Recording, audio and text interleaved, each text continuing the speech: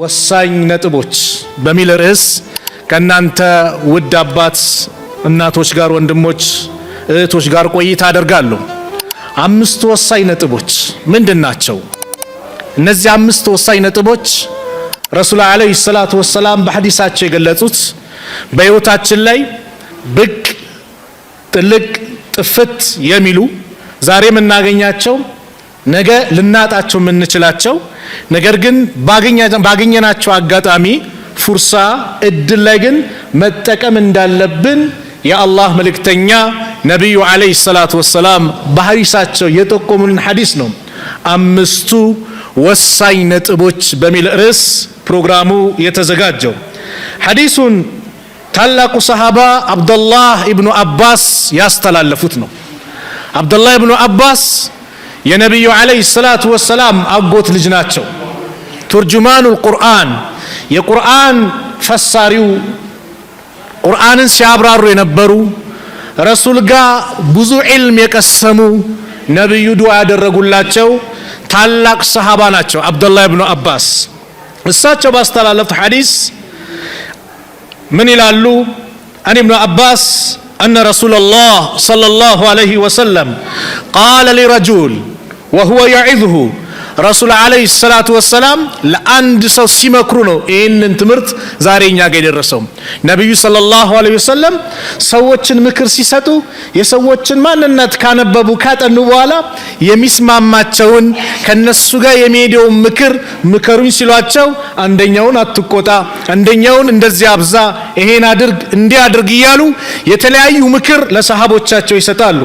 ይህንንም ሰሃቢይ ሲመክሩት የአላህ መልእክተኛ እንዲህ አሉ፣ እግተኒም ኸምሰን ቀብለ ኸምስ፣ አምስት ነገሮች ከመምጣታቸው በፊት አምስት ነገሮችን ተጠቀማቸው። ማን ናቸው እነዚህ አምስት ነገሮች? በህይወታችን ላይ ብቅ ይላሉ፣ ሳናውቃቸው ደግሞ ይጠፋሉ። የሚሄዱ ነገሮችን የአላህ መልእክተኛ ነብዩ አለይሂ ሰላቱ ወሰላም ይህንን ሰሃባ መከሩት። ከአምስቱ የመጀመሪያው ረሱል አለይሂ ሰላቱ ወሰላም የመከሩት ሸባበከ ቀብለ ሐረሚክ፣ ወጣትነትን ተጠቀም እርጅና ከመምጣት በፊት። ቁዋ ጉልበት ኃይል ያለበት እድሜ የወጣትነት እድሜ፣ ይሄን እድሜ ተጠቀምበት። ያ ቁዋ ከመወገዱ በፊት እርጅና ከመምጣቱ በፊት ከዘራ ከመያዝ በፊት ጎንበስ ከማለት በፊት ጠንካራ ሆነ ደረትህን ወጥረብ በምትሄድበት ሰዓት ተጠቀም። በዒባዳ አላህ በሚወደው በመልካም ነገር አሳልፎ ይህን ወጣት እድሜ ነገ ተመልሶ አይመጣም። ነገ ማይገኝ እድሜ ነው። ለዚህም ነው ሰለፎቹ በዚህ ወጣትነት እድሜ ኸይር ነገር ያበዙ ነበረ። ለምን? ነገ እድሜያቸው ጉልበታቸው ከተወገደ ከሄደ በኋላ በዛ ወጣትነት እድሜ የሚሰሩትን ስራ ሽምግልና መጥቶ እርጅና መጥቶ መስራት ስለማይችሉ በወጣትነት እድሜ ላይ ብዙ ኸይር ነገር ያከማቹ ነበር። ስለዚህም ነብዩ ሰለላሁ ዐለይሂ ወሰለም አሉ፣ ሸባበከ ቀብለ ሐረሚክ፣ ወጣትነትን ነጥለው መከሩት። ወጣቶችን ሲመክሩ ዱዓ አደረጉላቸው እኮ። ወጣቶች ረድተውኛል አሉ ነብዩ ሰለላሁ ዐለይሂ ወሰለም። ከኔ ጎን የቆሙት ወጣቶች ነበሩ። የኢስላም ዘቦች ወጣቶች ናቸው። ለዚህም ነው የወጣትነት እድሜ ብዙ አካላት ይፈልገዋል። ፖለቲከኛውም ይሄን ወጣትነት እድሜ ይፈልጋል። ወጣቶችን እንደፈለገ የሚነዳው እዚህ ግባ እዚህ ውጣ እያለ የሚያንጫጫው ፖለቲከኛውም ወጣቱን ነው የሚይዘው። ተቃራኒ ጾታም በጣም የሚፈላለጉበት የሚሳሳውበት እድሜ ይሄ ወጣትነት እድሜ ነው። ሸይጣንም አንተን ሊያጠምድ የሚፈልገው መንገድ ሊያስት የሚፈልገው እህቴ አንቺን መንገድ ሊያስትሽ የሚፈልገው በዚህ ወጣትነት እድሜ ነው። ወጣትነትን ተጠቀም። ኒዕማኗ ጸጋ ነው። አባቶችን ጠይቋ፣ እድሜያቸው ሄዱትን አባቶችን ጠይቁ። ምን ቢመለስ ደስ ይላቸዋል ቢባሉ የወጣትነት እድሜ ነው። ለዚህ ነው ጀነት ውስጥ ካለው ትልቁ ጸጋ ሁሌ ወጣት ናችሁ አታረጁም ተባለ። ሱብሃንአላህ። ጀነት ውስጥ እርጅና የለም፣ ሁሌ ወጣት ነው። በቃ እርጅና የሚባል የለም፣ ድካም የሚባል የለም፣ ተዓብ ጭቅጭቅ የለም። ለምን? ትልቁ ኒዕማ እድሜ ስለሆነ ጀነት ውስጥ የጀነት መገለጫ ወጣት ሆኖ ነው የሚገቡት ሁሉም። ያረጀው ምን ያለው እንዳረጀ እኮ አይገባም። ሱብሃንአላህ። እድሜው 100 ምናምን ደርሶ ቢሞትም ጀነት ሲገባ ግን ታድሶ ወጣት ሆኖ ነው ጀነት የሚገባው። አላህ ጀነትን አላህ ይለግሰን። ስለዚህም ሸባበከ ወጣትነትን ተጠቀማሉ የአላህ መልእክተኛ ቀብለ ሐረሚክ እርጅና ከመምጣቱ በፊት ነገ የውመል ቂያማ አላህ የእርሱ አርሽ ጥላ ስር ከሚመድባቸው ሰዎች መካከል አንዱ ማን ነው? ወጣት ነው። ወሻቡን ነሸአ ፊ ዒባደቲላሂ ዐዘ ወጀል ወጣት አላህ ሱብሓነሁ ወተዓላ በመገዛት እድሜውን ያሳለፈ የወጣትነት እድሜ እነ ኢማሙ ነወዊ ረሕመቱላሂ ዐለይሂ በወጣትነት እድሜያቸው ዒልሙን ቀሰሙት።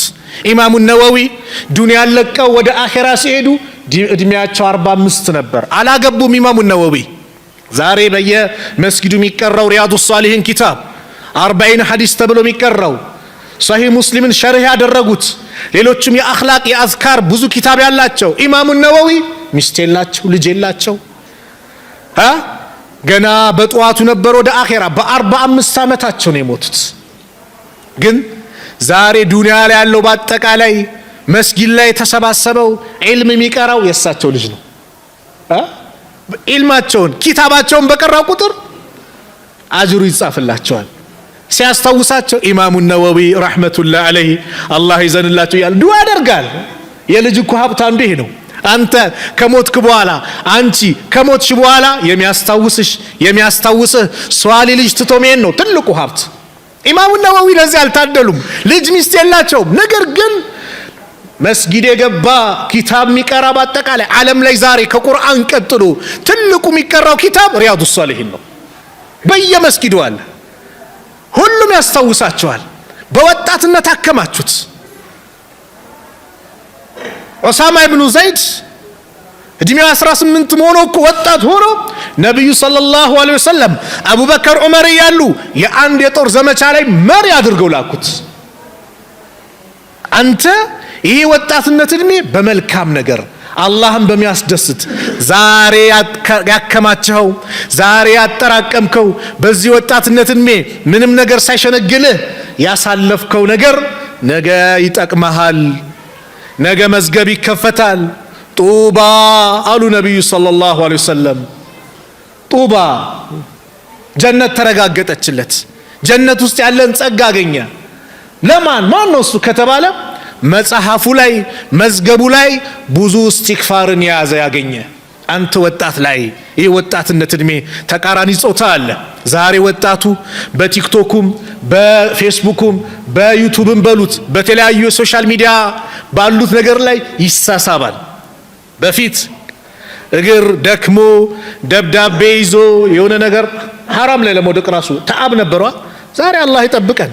እዛው ባለበት ይሳሳፋል።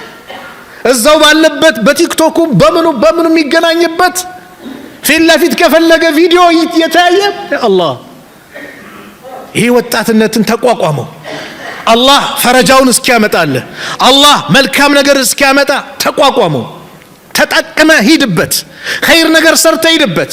አሐዱ ሰለፍ እድሜያቸው ሄዶ ቁርአንን ያለ መነጽር ሳይደክሙ ያነበንቡታል።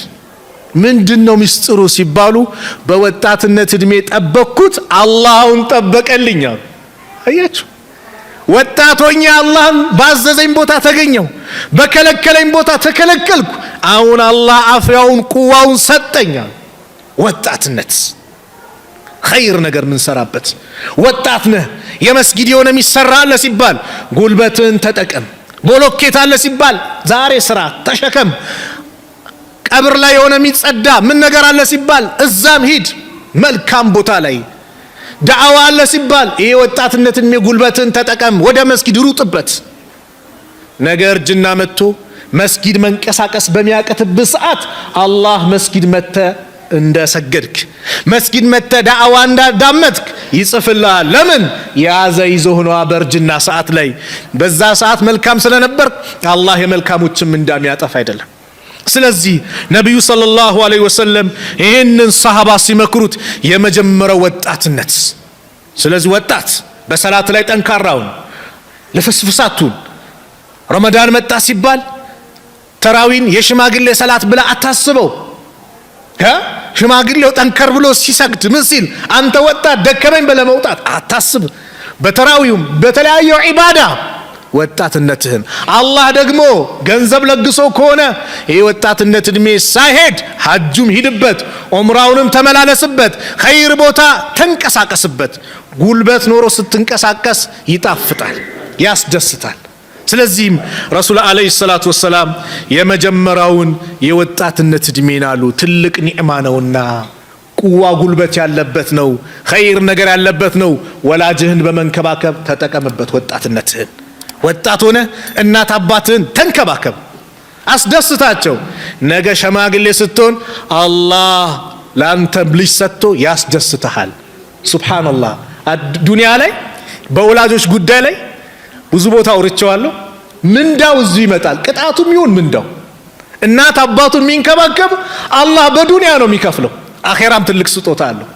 ሷሊ ልጅ ይሰጠዋል እናት አባቱን የሚንከባከብ ሰው።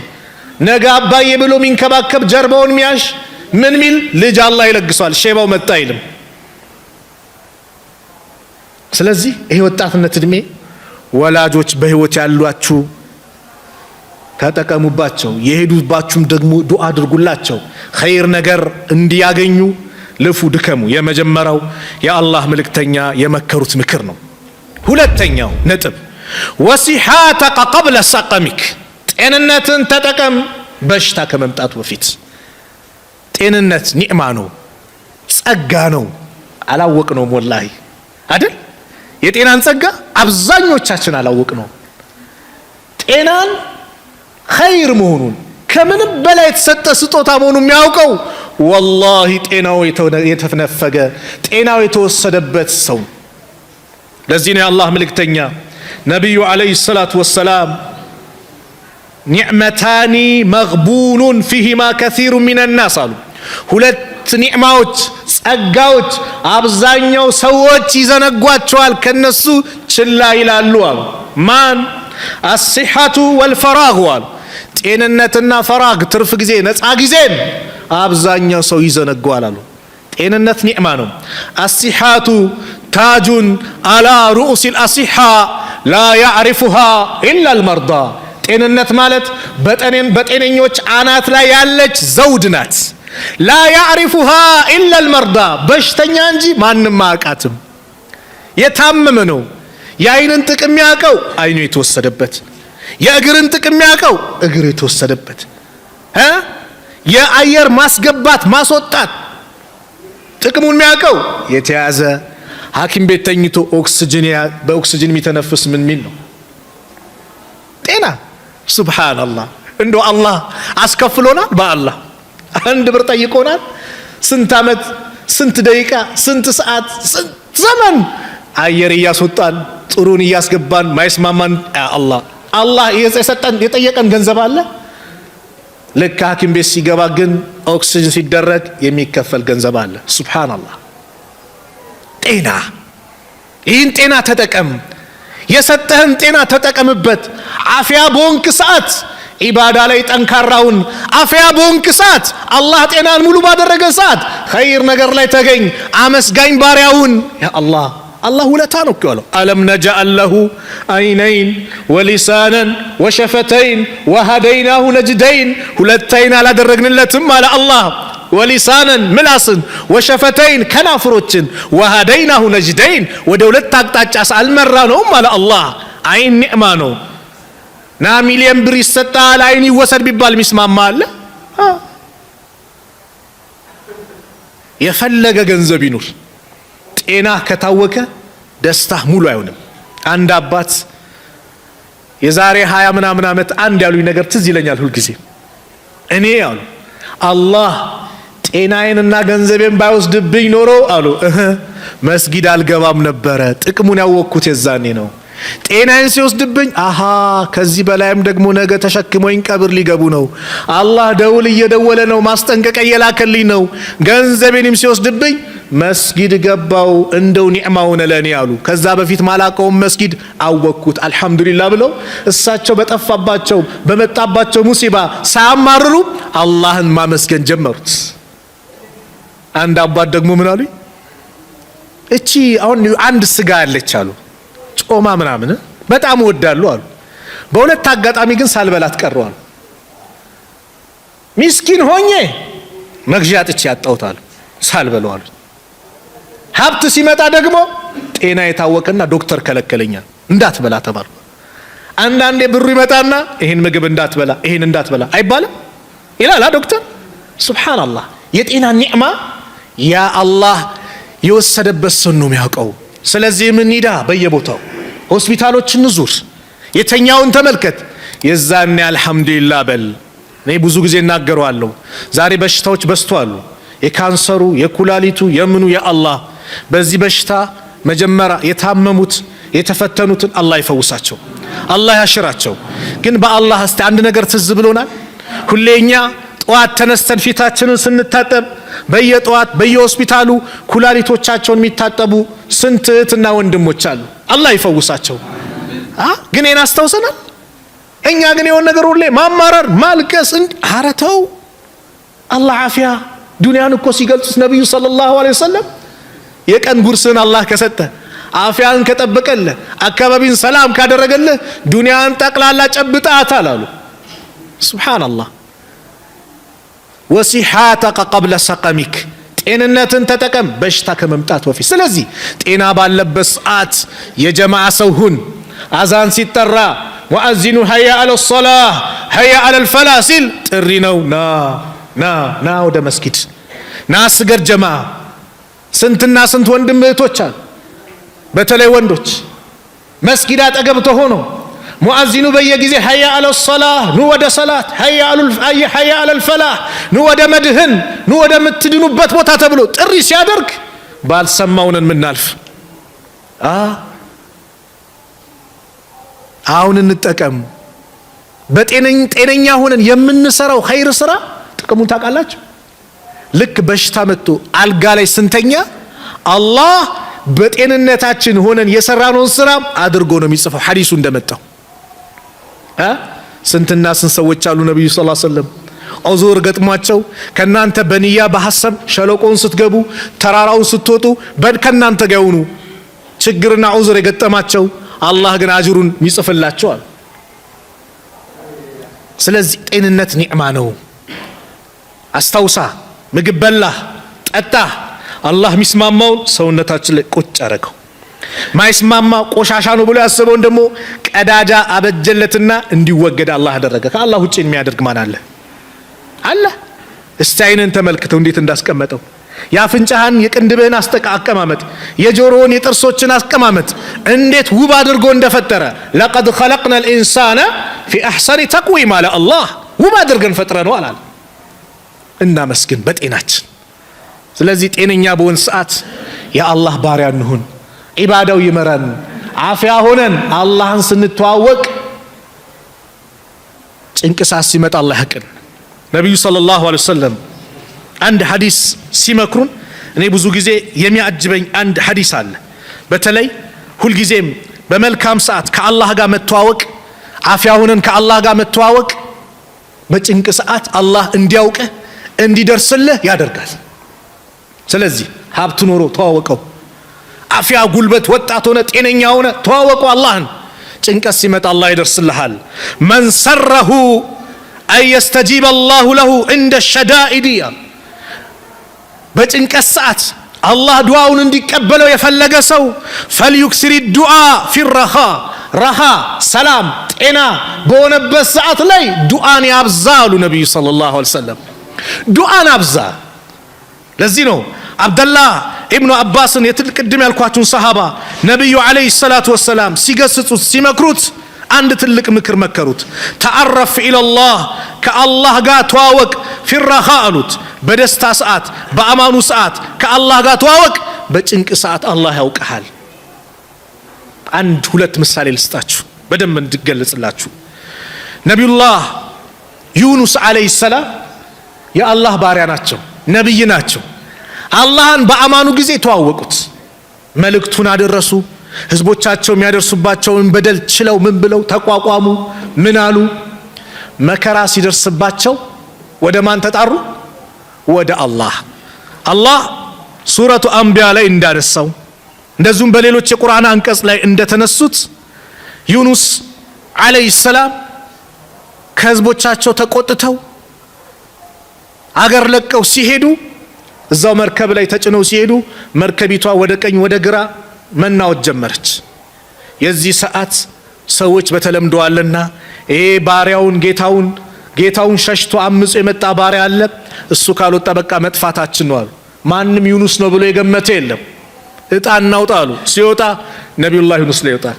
ሁለተኛ ይወጣል ዩኑስ ላይ፣ ሶስተኛው እጣ ይጣላል ዩኑስ ላይ። ዩኑስ ራሳቸው ባህር ውስጥ ገቡ። አብዱላህ ኢብኑ አባስ እንደሚናገሩት ፈልተቀመው الحوت አሳው ነባሪ ምን አላቸው? ተቀበላቸው። አላህ ግን አደራ በቃ ባደራ ነው የሚቀመጠው።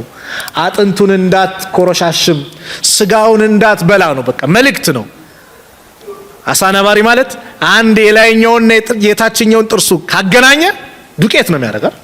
እያየን ነው አይደል? ናሽናል ጂኦግራፊ ላይ ስንመለከት እንዴት ነው ጭፍድድ ደም በደም ይሆናል ባንዴ። ግን ትእዛዝ ነው። እሳት ኢብራሂምን አላቃጠለችም፣ ቢላ ኢስማኤልን አላረደችም። የማንን ትእዛዝ ይጠብቃሉ? የአላህን ትእዛዝ። አላህ ካላለው በምንም መልኩ የሚሳካ ነገር የለም። የዚህ ጊዜ ፈናዳ ፊ الظሉማት ይላል፣ በዛ ድቅድቅ ጨለማ ተጣራ። አላ ኢላሃ ኢላ አንት፣ ካንተ በስተቀር በእውነት የሚመለክ አምላክ የለም። ሱብሃነክ፣ ጥራት ይገባ። ኢኒ ኩንቱ ሚነ ዛሊሚን፣ እኔ ከበዳዮች ነኝ አሉ። ሚነል መዝሉሚን አላሉም። ራሳቸውን ዝቅ አድርገው በደለኛ አድርገው ቀረቡ። የዚህ ጊዜ ይሄ ጩኸታቸው ሰማይ ላይ ተሰማ። ዩኑስ አለይሂ ሰላም ነው አነስ ረዲየላሁ ዐንሁ يرفعه ነብዩ ሰለላሁ ዐለይሂ ወሰለም እንዲያሉ ይላል አነ ዩኑስ አለይሂ ሰላም لما دعا في بطن الحوت አሳ ነባሪ ሆድ ውስጥ ሆኖ ሲጣራ قالت الملائكة መላእክቶች በአጠቃላይ መጮህ ጀመሩ። ያ ረቢ هذا صوت معروف፣ የሚታወቅ ድምጽ ነው። من بلاد الغربية፣ እዚያ ሩቅ ነው ከዱንያ ቦታ ላይ የሚታወቅ ድምጽ ነው አሉ። ግን ማንነቱ ጠፋቸው። فقال الله عز وجل اما تعرفون ذلك، ታዲያ ማን እንደሆነ አታውቁም እንዴ አላቸው አላህ። قالوا ومن هو، ማን ነው እሱ አሉ። قال عبد يونس፣ ባሪያ እኮ ዩኑስ ነው አላቸው አላህ። قالوا عبدك يونس، ባሪያ ዩኑስ الذي لم يزل يرفع له عمل متقبل ودعوة ሙስተጃበቱን፣ ያ ሁሌ ስራው የምትቀበለው ዱዓው የምትቀበለው ተቀባይነት ያለው በመልካሙ ሰዓት ጤነኛ ሆኖ አፍያ ሆኖ ሰላም ሆኖ ሁሌ አንተ የሚገዛው ዩኑስ ነው እንዴ? አዎ። መላእክቶች ጠቅላላ ምን ይላሉ? ቃሉ ያ ረብ አፈላ ተርሐም፣ ታዲያ አታዝንለትም? ማ ካነ የስነኡ ፊ ረኻ፣ በደስታ በአፍያ በሰላሙ ጊዜ የሚሰራውን ስራ የተታዳ ዛሬ ነጃ አትለውም እንዴ? አላህ ስብሓነሁ ወተዓላ ይህንን ሲሉ ማካነ የስነው ፊ ረኻ፣ ከዚህ ከሚሰራው ኸይር ስራ አይተህ ዛሬ ካለበት መከራ ጭንቀት ነጃ አትለውም ሲሉ እንዴታ እለዋለሁ እንጂ አለ አላህ። በላ ቃል ፈአመረ አላሁ ልሑተ ፈጠረሀሁ ቢልአራ፣ አላህ አሳ ነባሪውን አዘዘው እንዲተፋቸው። ለዚህ ነው ደሃክ ኢብኑ ቀይስ የሚባሉት ታላቁ ዓሊም እዝኩሩላህ፣ አላህን አውሱት፣ ፊ ረኻ፣ ረኻ ሆነ ሰላም ሆነ ጤነኛ ሆነ ተዋወቅ ከአላህ ጋር። ያዕሪፉከ ፊ ሽዳ የዝኩሩኩም ፊ ሽዳ፣ አላህ በጭንቅ ሰዓት ያወሳችኋል። ወኢነ ዩኑስ አለይሂ ሰላም፣ እቺን ንግር ስሙኝ። ወኢነ ዩኑስ አለይሂ ሰላም፣ ነቢዩላህ ዩኑስ አለይሂ ሰላም እኮ የዝኩሩላህ ከሲረን፣ አላህን በብዙ ያወሱት ነበረ። ለማ ወቃ ፊ በጥን ልሑት፣ አሳ ነባሪ ሆድ ውስጥ የወደቀ ጊዜ ቃል አላህ አዘ ወጀል፣ አላህ እንዲህ አለ ፈለውላ አነሁ ካነ ሚነል ሙሰቢሒን፣ እሱ ከዚህ ቀደም እኛን ከሚያጠሩት እኛን ከሚገዙት ባይሆን ኖሮ ለለቢሰ ፊ በጥኒሂ፣ እዛው አሳ ነባሪ ሆድ ውስጥ በቆየ ነበር። ኢላ የውም ዩብዓሱን፣ ሰዎች ከመቃብራቸው እስከሚቀሰቀሱበት እስከ የውመል ቂያማ ድረስ አሳ ነባሪ ሆድ ውስጥ ይቆይ ነበር። ነገር ግን በመልካሙ ሰዓት ከኛ ጋር ያለው ግንኙነት ያማረ ስለነበር እኔም በብቸኝነት የሚገዛ አፍያ ሆኖ ጤነኛ ሆኖ ሰላም ሆኖ እኔን ይዘክረኝ እኔን ያስታውሰኝ ስለነበረ ዛሬ ነጃ አለዋለሁ አላ። አያችሁ፣ በተቃራኒው ፊራውን አላህን አላመፀም? አምፀዋል አይደል? ጤነኛ ሆኖ ጉልበት ኖሮት ስልጣን ኖሮት አንድም አልፎ ሁለት ነቢያቶችን አላህ ልኮለት ወቁላ ለሁ ቀውለን ለይና፣ ለዘብ ያለ ቃል አናግሩት እንዲመለስ እንዲገሰጽ ብለው ተአምር አይቶ ምን ብሎ ያ ሁሉ ማባቢያ መጥቶለት አላህን ግን የረሳ ሰው ነበረ። ፈለማ አድረከሁ ልገረቁ፣ መስጠም ያጋጠመው ጊዜ ቃለ አመንቱ አምኛለሁ አለ። ፈቃለ አላሁ ተዓላ አላህ ምን አለ የዚህ ጊዜ አልአን አሁን ነው እንዴ ወቀድ ዐሰይተ ቀብሉ ከዚህ በፊት እምቢ ብለህ አምፀህ ወኩንተ ሚነል ሙፍሲዲን አንተ ከሚያበላሹት ሆነ ምን ብለህ ዛሬ ነው እንዴ በጭራሽ አለው። አያቸው አላህን በአማኑ ጊዜ ያላወቀ ጭንቀት ሰዓት ሊረሳ ይችላል። ስለዚህ አፍያ ሆነን ጤነኛ ሆነን በሰጠን ሰዓት ከአላህ ጋር እንተዋወቅ፣ መልካም ቦታ ላይ እንገኝ። አፍያ ሆነ ስገድ፣ አፍያ ሆነ ዚክር አድርግ፣ አፍያ ሆነ ቁርአን ቅራ፣ አፍያ ሆነ ኸይር ነገር ስራ። በእጅ ቁርአን ያዝ። እጅ ሊያዝ ይችላል፣ እግር ሊያዝ ይችላል፣ ምላስ ሊያዝ ይችላል። አላህ ይጠብቀን። ዛሬ ስትሮክ እየተባለ ስንት በሽታዎች አሉ። ሰው በቃ እንደ ፓላራይዝድ እየሆነ ያ አላህ ይፈውሳቸው። ስለዚህ ጤነኛ በሆንበት ሰዓት ከአላህ ጋር ያለን ግንኙነት እናሳምር።